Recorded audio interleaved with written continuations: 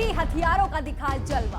ब्रह्मोस ने निकाला पाक का दम, आकाश ने किया दुश्मन का काम खत्म। बराक और ड्रोन ने नापाक मंसूबों पर किया हमला। अब भारत सिर्फ हथियार आयातक नहीं बल्कि निर्यातक भी।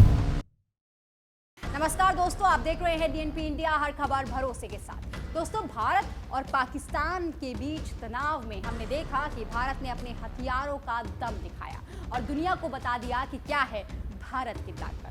भारत ने वैसे तो कई हथियारों का इस्तेमाल किया, लेकिन जोर भारत के स्वदेशी हथियारों पर रहा, चाहे वो ब्रह्मोस हो या आकाश तीर। ऐसे कई हथियार इस्तेमाल किए गए जो कि स्वदेशी थे और जिन्होंने बिल्कुल सटीक निशाना बनाया और आतंकिस्तान को खत्म करने का काम किया। चलिए इस वीडियो में जानते हैं कि आखिर वो कौन से भारत के स्वदेशी हथियार हैं जिन्होंने भारत की सफलता में सेना का साथ दिया।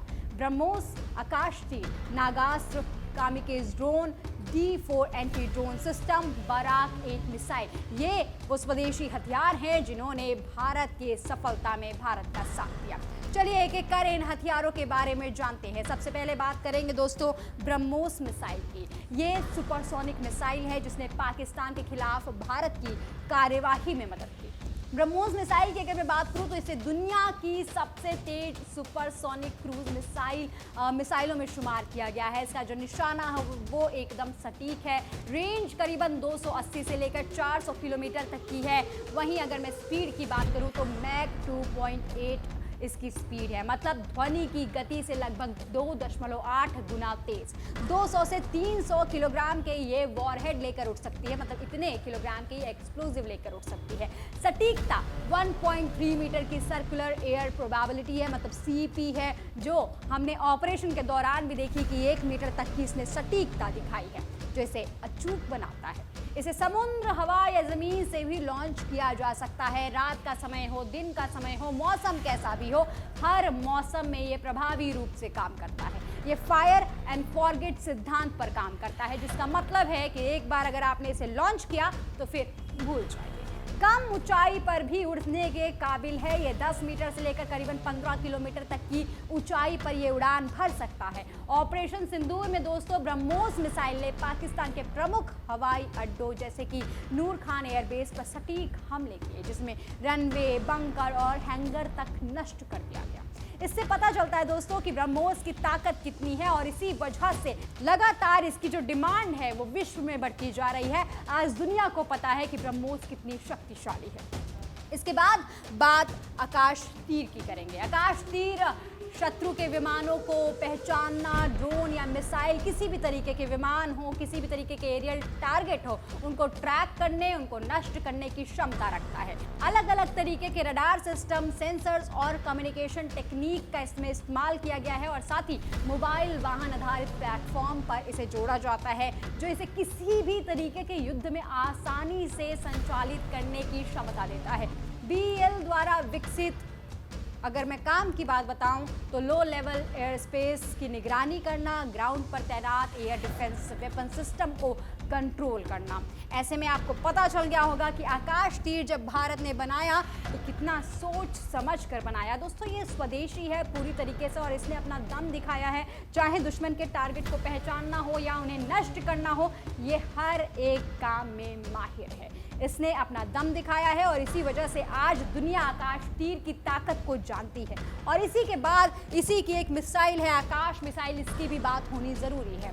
हालांकि आकाश तीर एयर डिफेंस का ही एक मिसाइल है। आकाश मध्यम दूरी की सतह से हवा में मार करने वाली मिसाइल है, जिसे आकाश तीर वायु रक्षा प्रणाली द्वारा इस्तेमाल किया जाता है। मीडियम रेंज के लिए डिज़ाइन की गई है ताकि किसी भी तरीके के एरियल थ्रेट्स को डिटेक्ट किया जा सके और साथ ही चाहे वो फाइटर एयरक्राफ्ट हो, हेलीकॉप्टर हो, UAVs हो, क्रूज मिसाइल हो या बैलिस्टिक थ्रेट ही क्यों ना हो, हर तरीके के थ्रेट को ये खत्म करने का काम कर सकता है। रेंज की अगर मैं बात करूं दोस्तों तो करीबन इसकी रेंज 25 से 30 किलोमीटर की है और अब जो इसे अपग्रेड किया जा रहा है तो वो करीबन 45 किलोमीटर तक की उसकी रेंज है। जो आकाश NG वर्जन है, मतलब कि वेरिएंट जो है आकाश का न्यू जनरेशन वेरिएंट जो है उसमें करीबन 45 किलोमीटर तक की है और साथ ही इसे 70 से 80 किलोमीटर की करने की बात की जा रही है। इसके साथ ही अगर मैं रेंज की बात करूं तो इसकी जो ओरिजिनल रेंज थी वो करीबन 25 से 30 किलोमीटर थी, लेकिन बाद में उसे अपग्रेड किया गया करीबन 45 किलोमीटर तक की। और अब जो आकाश एनजी पर काम चल रहा है, यानी कि आकाश न्यू जनरेशन वेरिएंट पर काम चल रहा है, उसमें इसकी रेंज और भी ज़्यादा बढ़ाई गई है। करीबन 70 से 80 किलोमीटर इसकी रेंज कर दी गई है। 100 मीटर से लेकर 18 से 20 किलोमीटर तक ये दुश्मन को इंगेज कर सकता है, मतलब नष्ट कर सकता है। मैक 2.5 की जो स्पीड है इसकी वो है करीबन, मतलब 3000 किलोमीटर प्रति घंटे की रफ्तार से ये उठता है और एक साथ करीबन 64 टारगेट्स को ट्रैक कर सकता है, 12 टारगेट्स को खत्म कर सकता है। राजेंद्र 3D रडार इसमें लगा हुआ है जो कि टारगेट और ट्रैकिंग के लिए इस्तेमाल किया जाता है। इसके साथ ही 60 किलो ग्राम का ये वॉरहेड भी लेकर उठ सकता है। इसके बाद बात होगी दोस्तों लॉइटरिंग म्यूनिशंस की। लॉइटरिंग म्यूनिशंस जिसे कामिकेज ड्रोन या सुसाइड ड्रोन भी कहा जाता है, नेशनल एरोस्पेस लेबोरेटरीज यानी कि LAN द्वारा विकसित स्वदेशी कामिकाज़ ड्रोन, जिसे इजरायली तकनीक के आधार पर आत्मनिर्भर होकर बनाया गया है और इसने ऑपरेशन सिंदूर में पहली बार अपना करतब दिखाया है, अपनी ताकत दिखाई है। स्वदेशी इंजन से लेस है और इसके साथ ही ये do and die unmanned aerial vehicles यानी कि UAVs हैं जो लक्ष्य पर हमला करने के बाद खुद नष्ट हो जाते हैं। रेंज इसकी 1000 किलोमीटर तक की है, मतलब 1000 किलोमीटर दूर भी अगर कोई लक्ष्य है तो उसे भी खत्म कर सकता है। और अगर आपने इसे एक बार ऑपरेट किया तो ये करीबन 9 घंटे तक चक्कर लगाने की क्षमता रखता है। ये ड्रोन लक्ष्य को भेज सकते हैं, दुश्मन के रडार को चकमा भी दे सकते हैं। और इसी के साथ इसमें अगर ड्रोन की बात हो रही है तो एक नागास्त्र जो है उसके अभी जिक्र हो रहा है। ये देखिएगा, तस्वीरें हमारे सामने लगी हुई हैं, ये भी लॉइटरिंग म्यूनिशंस ही है। इन ड्रोन की जो रेंज है वो करीबन 30 किलोमीटर तक की है। ये 2 मीटर तक सटीक हमले कर सकते हैं, हिट करने में सक्षम है। अपने इलेक्ट्रिक प्रोपल्शन सिस्टम के कारण नागास्त्र जो है वो साउंड कम रिलीज करता है, जिससे 200 किलोमीटर की अधिक की ऊंचाई पर इसका पता लगाना लगभग असंभव हो जाता है। ये ड्रोन दिन और रात दोनों ही तरीके के कैमरे से लेस है जो कि ट्रैकिंग में भी मदद करते हैं और छोटे लक्ष्यों को भी पूरी तरीके से बेअसर कर सकता है। और ये भी भारत की स्वदेशी ताकत का जीता जागता उदाहरण है। इसके बाद दोस्तों बात होनी चाहिए D4 एंटी ड्रोन सिस्टम की। ये जो सिस्टम है वो स्वदेशी एंटी ड्रोन सिस्टम है जिसे ड्रोन हमले को नाकाम करने के लिए डिजाइन किया गया है। ऑपरेशन सिंदूर में इसने पाकिस्तान के ड्रोन हमलों को रोकने में महत्वपूर्ण भूमिका निभाई थी। अगर मैं इसकी क्षमता की बात बताऊं तो ये जो झुंड में ड्रोन उड़ते हैं यानी कि ड्रोन स्वॉर्म होते हैं, या जो अनमैन्ड कॉम्पैक्ट एरियल व्हीकल्स होते हैं यानी कि UCAVs होते हैं, उनको ट्रैक भी कर सकता है और उनको नष्ट भी कर सकता है।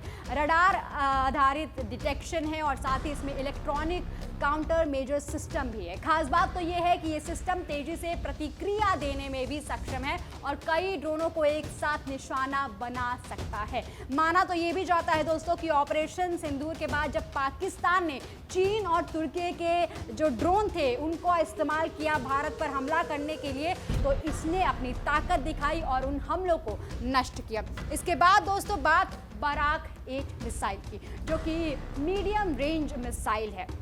भारत और इजराइल के सहयोग से विकसित मध्यम दूरी की सतह से हवा में मार करने वाली ये मिसाइल ने भारत का मजबूती से साथ दिया और पाकिस्तान को धूल चटाने का काम किया।